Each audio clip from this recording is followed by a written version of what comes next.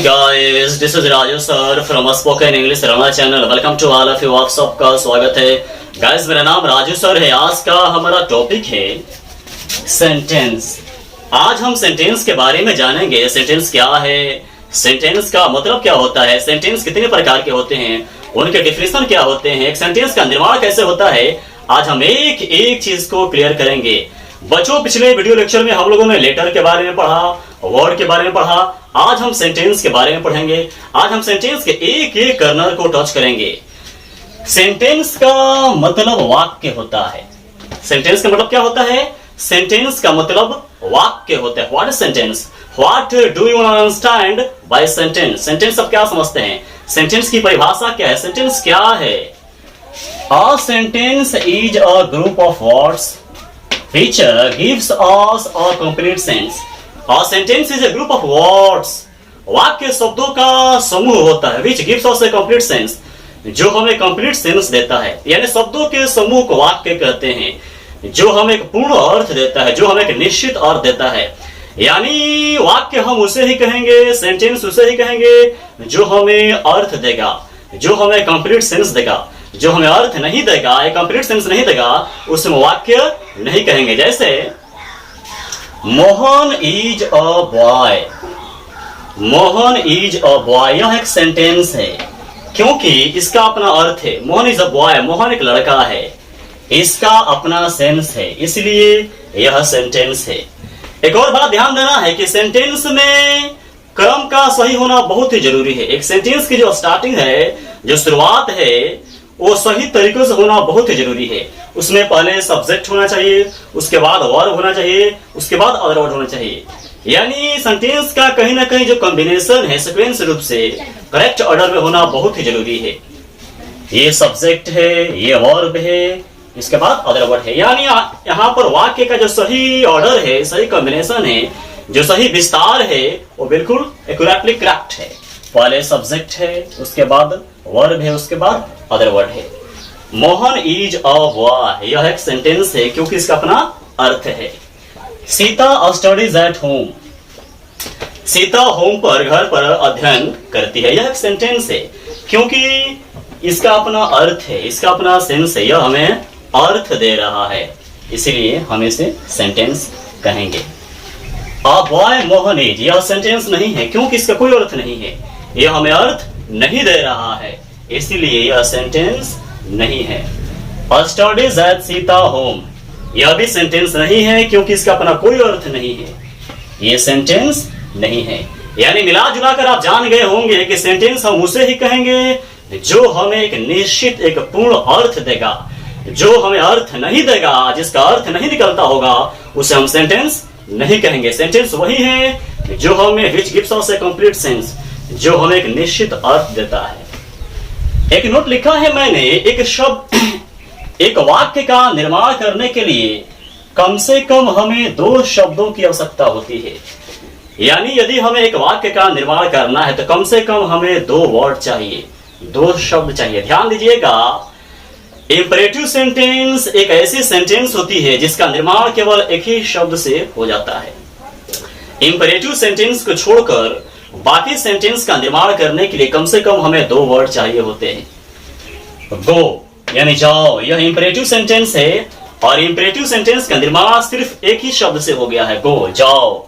Study, पढ़ो. ये देख रहे हैं ना? तो ध्यान देना है कि इंपरेटिव सेंटेंस में, यानी इंपरेटिव सेंटेंस का निर्माण केवल एक ही शब्द से होता है.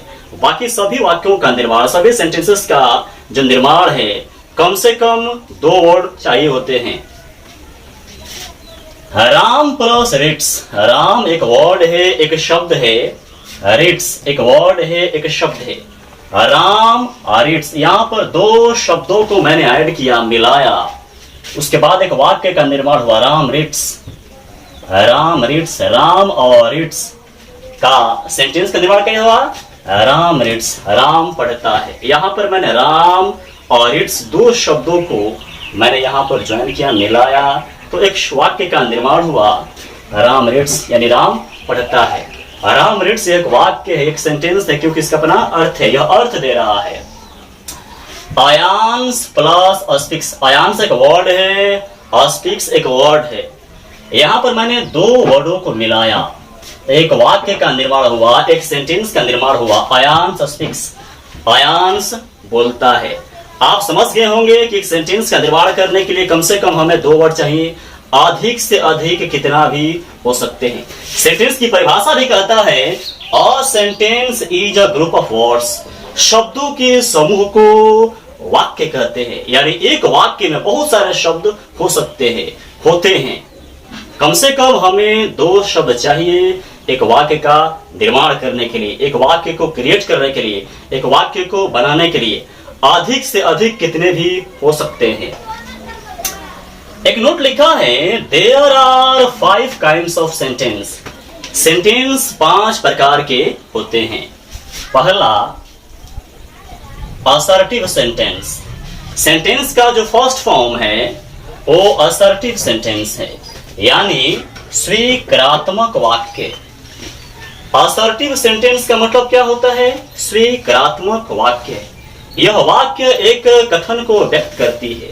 जिस वाक्य में एक कथन को व्यक्त किया जाता है उसे हम असर्टिव सेंटेंस कहते हैं। दूसरा इंट्रोगेटिव सेंटेंस, यानी प्रश्नवाचक वाक्य। प्रश्नवाचक वाक्य हम उसे कहते हैं the sentence in which questions are asked is called interrogative sentence. वह वाक्य जिसमें प्रश्न पूछा जाता है उसे हम प्रश्नवाचक वाक्य कहते हैं। जिन वाक्यों में प्रश्न पूछा जाता है वो सेंटेंस इंट्रोगेटिव सेंटेंस के अंतर्गत आते हैं। तीसरा है इंपरेटिव सेंटेंस, यानी आज्ञा सूचक वाक्य।